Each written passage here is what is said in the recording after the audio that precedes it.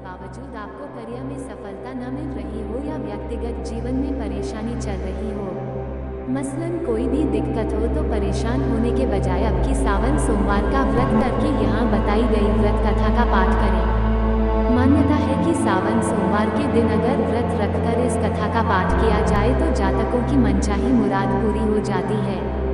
एक साहूकार था जो भगवान शिव का अनन्य भक्त था।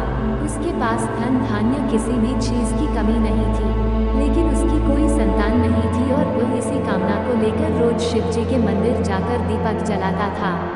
उसकी इस भक्तिभाव को देखकर एक दिन माता पार्वती ने शिव जी से कहा कि प्रभु, ये साहूकार आपका अनन्य भक्त है, इसको किसी बात का कष्ट है तो आपको उसे अवश्य दूर करना चाहिए।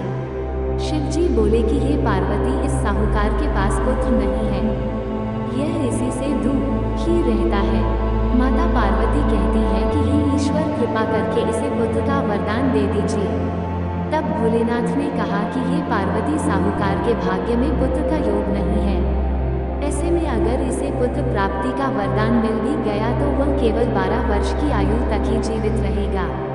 ये सुनने के बाद भी माता पार्वती ने कहा कि हे प्रभु, आपको इस साहूकार को पुत्र का वरदान देना ही होगा, अन्यथा भक्त क्यों आपकी सेवा पूजा करेंगे। माता के बार बार कहने से भोलेनाथ ने साहूकार को पुत्र का वरदान दिया, लेकिन ये भी कहा कि वह केवल 12 वर्ष तक ही जीवित रहेगा।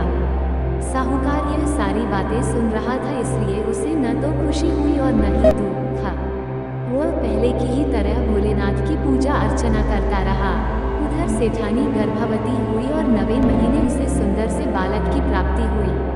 परिवार में खूब हर्षोल्लास मनाया गया, लेकिन साहूकार पहले ही की तरह रहा और उसने बालक की 12 वर्ष की आयु का जिक्र किसी से भी नहीं किया। जब बालक 11 वर्ष की आयु हो गई तो एक दिन साहूकार की सेठानी ने बालक के विवाह के लिए कहा, तो साहूकार ने कहा कि वह अभी बालक को पढ़ने के लिए काशी जी भेजेगा। इसके बाद उसने बालक के मामा जी को बुलाया और कहा कि इसे काशी पढ़ने के लिए ले जाओ और रास्ते में जिस भी स्थान पर रुकना वहाँ यज्ञ करते और ब्राह्मणों को भोजन कराते हुए आगे बढ़ना। उन्होंने भी इसी तरह करते हुए जा रहे थे कि रास्ते में एक राजकुमारी का विवाह था। जिससे उसका विवाह होना था वह एक आंख से काना था।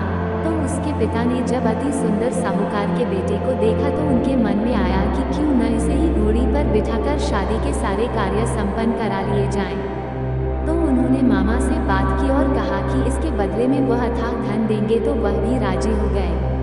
इसके बाद साहूकार का बेटा विवाह की बेदी पर बैठा और जब विवाह कार्य संपन्न हो गए तो जाने से पहले उसने राजकुमारी की चुंदरी के पल्ले पर लिखा कि तेरा विवाह तो मेरे साथ हुआ, लेकिन जिस राजकुमार के साथ भेजेंगे वह तो एक आंख का काना है। इसके बाद वह अपने मामा के साथ काशी के लिए चला गया। उधर जब राजकुमार ने अपनी चुनरी पर ये लिखा हुआ पाया तो उसने राजकुमार के साथ जाने से मना कर दिया। तो राजा ने भी अपनी पुत्री को बारात के साथ विदा नहीं किया। बारात वापस लौट गई।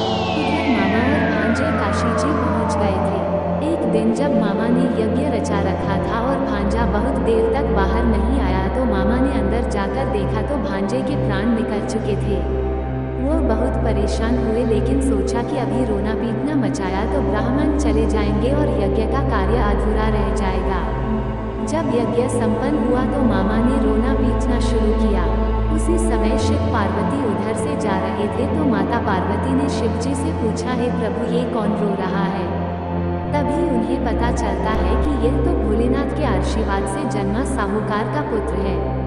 तब माता पार्वती कहती है कि हे स्वामी, इसे जीवित कर दे, अन्यथा रोते रोते इसके माता पिता के प्राण निकल जाएंगे।